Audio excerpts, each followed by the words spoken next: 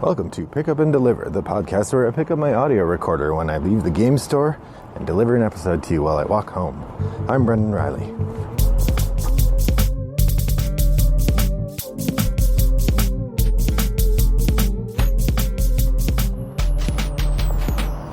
Well, good morning, listeners, and Happy New Year. It is January 2nd, and I'm recording this as I walk home from Fairgame LaGrange on a very nice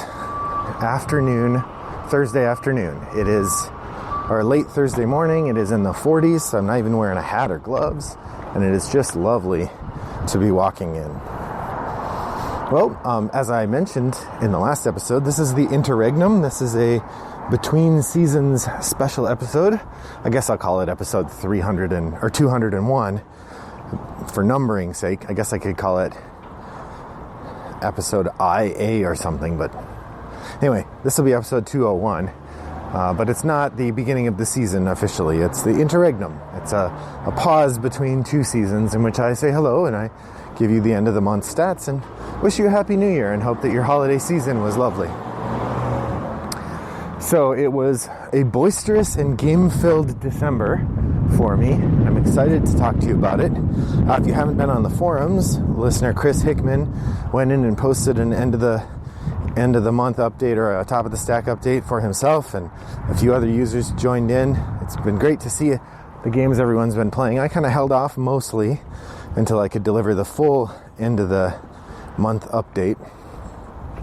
So let's just jump right into it. December 2019. I had 101 plays of 60 different games in December, which brings my grand year total to 932 plays of 288 games. I doubt that I will hit a high as big as that again. One of the things that happened this year, I was on sabbatical in the spring, so I had a bit more free time than I did. I was using it for work, research, of course, but it's a little different when you're not teaching courses. And so, plenty of time to recharge and play games. I doubt I will do that well again. One of my goals this year was to reduce my collection size. I started at 362 unique games in my collection, not counting expansions. And here at the end of the year, I'm embarrassed to admit I'm at 368. So my overall collection size went up 8 games, even though I did do some assiduous weeding. I obviously did more collecting than weeding. My most played game of the month was Kings of Air and Steam. I'll report on that in a minute. In real life and Through the Ages in my online play. So, top of the stack report. I had 4 games to play. Well, I had 3 games to play and 1 repeat that I could use as a fill-in. The 3 games I had to play were Noria, SPQF, and Clans of Caledonia. I'm pleased to say I got 2 of those played. Clans of Caledonia, again, regular user Chris, right after I released my December episode, said, hey, I like to play that game. Let's get it played. And he came over and we played it right away. So that was great. Listener Wes joined us as well. We had a good time. Then I also got to play Noria a little bit later. I can totally see why that game got the buzz that it did. It's got a really neat action selection mechanism. I think I mentioned it earlier. Using this sort of weird circle, not a little bit reminiscent of the circles in Zolkin, where you have to kind of think 2 or 3 turns ahead about how the circles are going to turn and interrelate to one another. Well worth a play if you get a chance. And then while I did not get to play SPQF, it goes on my list of games I want to play but haven't gotten to. I did get to play the Final Flick Tier, which was on my top of the stack in November, and I did not get it played, so I put it in as my repeat. And I was right that my son Finn really liked it. So I'm pleased to report that I did that, which means I did get 3 games on the top of my stack played. For those of you new to the podcast, hey, welcome. This is a weird time to join in, but glad to have you here. I always put 3 games on the top of my stack, and then I put 1 repeat in as a potential alternate. So on any given month, I only need to play 3 of the 4, but I could play 4, but I count it as a success if I played 3, which I did, which brings my overall total to 33 games out of 36 possible over the course of the year for the top of the stack. So I did pretty well. I'm pleased with that. December was a great month for me for trying new games. Just to share a few, Clans of Caledonia, I mentioned already. Axis and Allies Guadalcanal, a sort of more narrow battle-focused version of Axis and Allies, which honestly I liked much better than the regular one. The narrower window of action made it feel much more accessible, much less scripted. The way that the process works out, I did like it much more. That said, I mean, Axis and Allies still isn't my favorite. I got to try For Sale, which I thought was fine. Noria, Gen 7, which is a Crossroads game, so they say. It's the follow-up to Dead of Winter in terms of using the Crossroads cards. We had one play of it, so I can't really report on the overall scope, but I'm looking forward to learning more. The final frontier I mentioned, Tessin, which is a 2-player dueling game. It's sort of, it was made in 2013, and it was built, it seems to have been built with the concept of what if you were to make a game that simulated Street Fighter. And that's kind of how it's supposed to play. You have these, except that it's more like simulates the feeling of it. You have these 4 categories of animals you're trying to collect, and it's a speed game, so you're putting them out as quickly as you can. My kids liked it a lot. They've actually played it more than I have since we tried it. Just One is a highly acclaimed party game that was one of my son's Christmas presents, and we played several times already. Wavelength, which ended up being one of my, I think I've mentioned I do a holiday game master thing where each family member gets a game for Christmas. And in order to save a little bit of scratch, the game that I got was called Wavelength. I also got Rattle Battle Grab the Loot. That was my son's gift.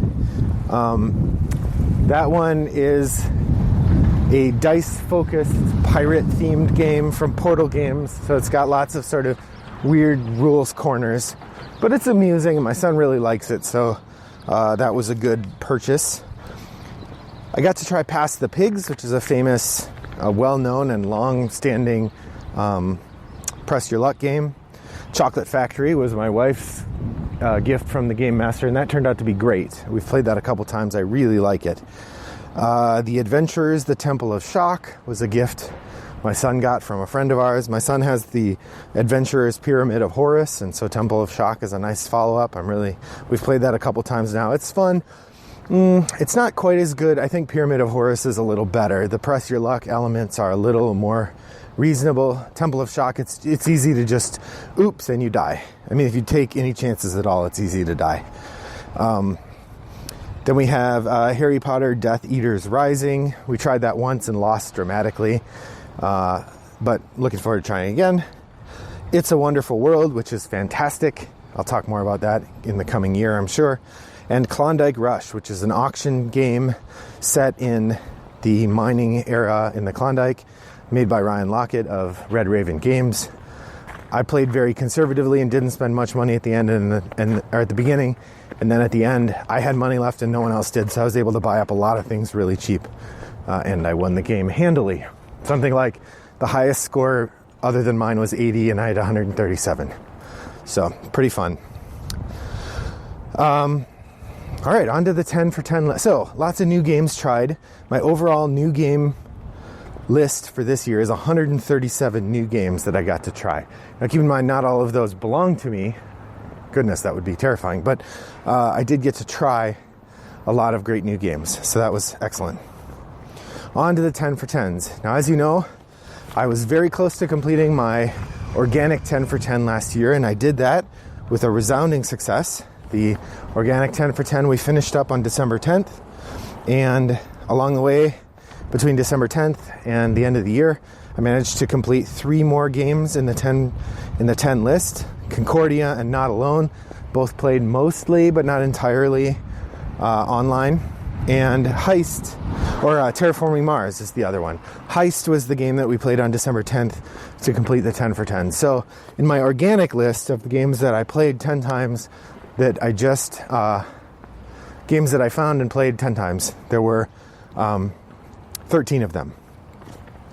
In terms of my hardcore list, we finished the hardcore 10 for 10 list on December 31st at 5 p.m. Oodalali, it was great.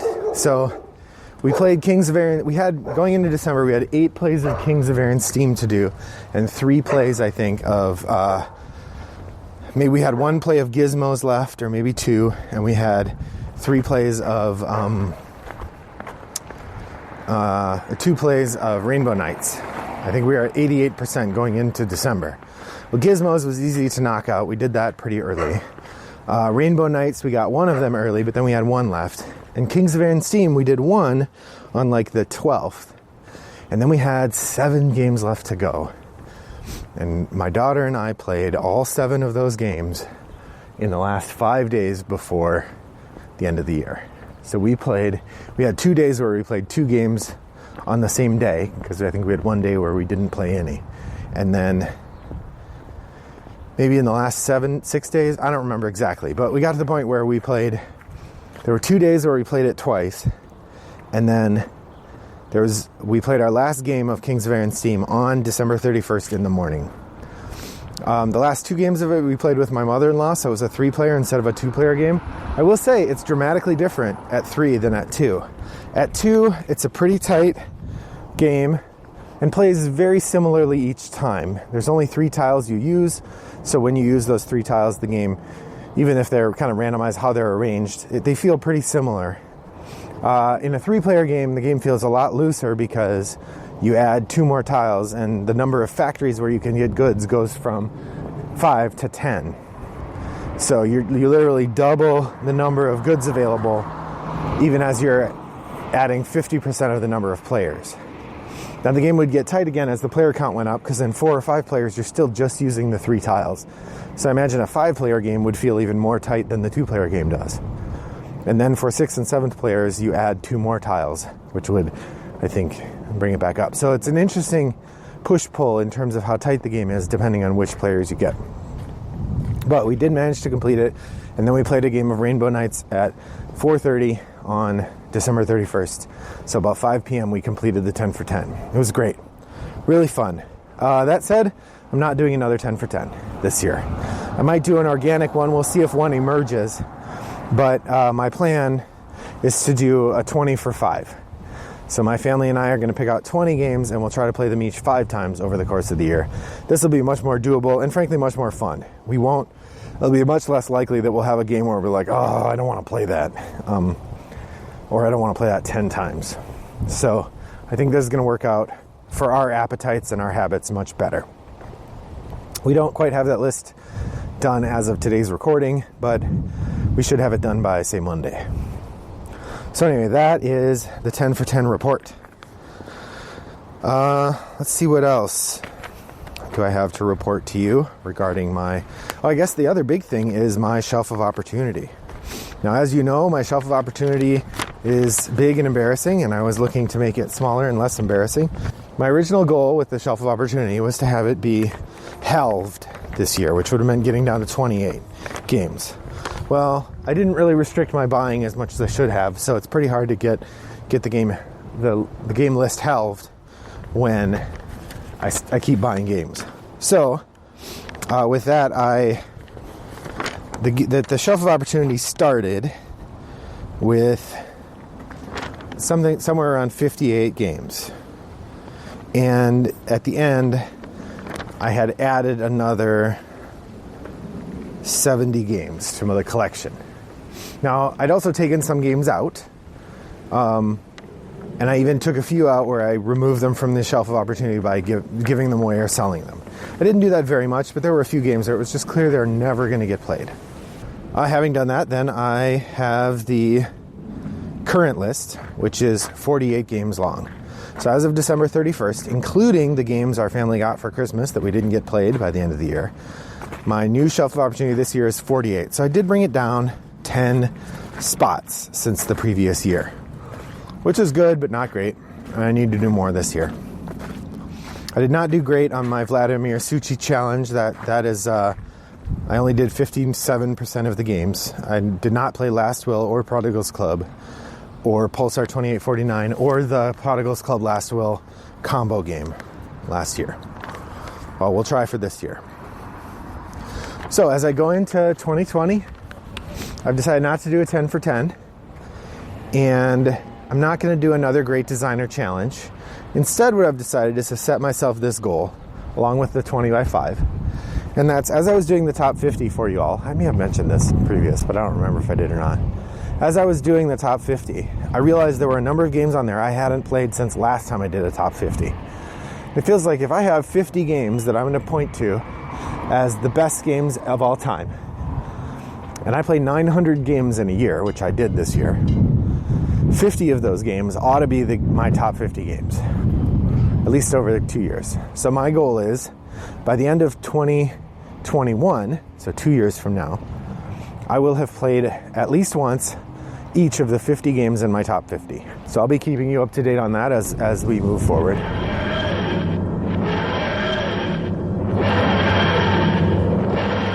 Future Brendan here. I finished editing the episode and I realized I had not told you what the top of the stack was for January. I told you all how December went, but the whole point is to tell you what I'm going to play in January. So I have 4 games picked out. The first one is the card game Oh My Goods from Alexander Pfister, one of my new Christmas presents. I thought I'd go really old school and play Acquire, the Sid Sackson classic from 1964. And the third game is Quarantine, which is about running a hospital. It's another game I've had on my shelf a long time. I got in a used sale, and I suspect won't stay around too long after we try it, but I want to try it. We're going to try to play Buffy the board game as our repeat. All right, bye.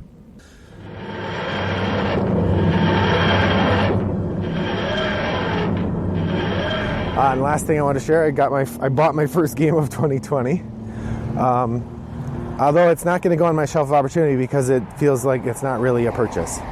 So here's what happened. For Christmas, a buddy of mine gave me Brass Birmingham, which is the new brass game, and he knew how much I liked Martin Wallace. And I had even told him, I probably won't buy this because it feels too much like the other brass, and I already have that, so it doesn't feel like something I should spend my money on, which makes a great present, honestly. So I got Brass Birmingham, and I love the look of it, and I'm excited to play it. Might even play it today, we'll see. And then I started thinking about it, and I realized my other brass looks super ugly now. And looking at the two on the shelf next to each other, it was just appalling. And then I noticed that I remembered that my local game shop has a used copy of Brass Lancashire on their used sort of consignment shelf for less than I would have to pay for a new copy from the store. So, as a Christmas treat to myself, I went and bought the new edition of Brass Lancashire at a much discounted rate from what I'd have to buy for a brand new copy. And the copy that I got, with the exception of a little shelf foxing on the box, is almost pristine. So I'm happy to have it and very excited to have it match. I think I'm going to make my daughter play that this year. So with that, I've reached home and I think I'm going to wrap up. Thanks for taking a moment to join me in between. I hope you'll pop over to Board Game Guild 3269 and let us know how your new year went, what games you got playing. Add your post to the top of the stack that Chris started, thread there, and I'll see you in a couple weeks for the beginning of season 3. Thanks for joining me on my walk today. I hope that your next walk is as pleasant as mine was. Bye-bye.